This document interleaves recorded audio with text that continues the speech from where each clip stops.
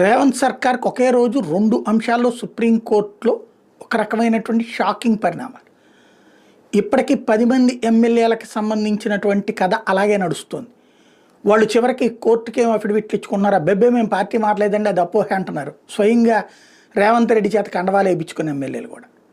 దాని మీదన చర్యలు ఎందుకు తీసుకోవట్లేదు అంటే ఇంకా అప్రాప్రియేట్ టైం రాలేదు అంటూ చెప్తున్నటువంటి ఆర్గ్యుమెంట్ ఏకంగా రాజ్యాంగ నిపుణుడు ముకుల్ రోహిత్గీతో వాదనలు వినిపింపజేసిన పరిస్థితి.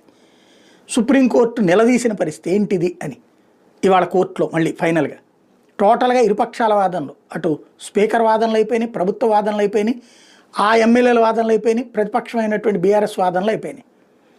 తీర్పు రిజర్వ్ అయింది. ఈ సందర్భంగా చేసిన కామెంట్స్ రేవంత్ సర్కార్కి ఒక చెంపపెట్టు లాంటి.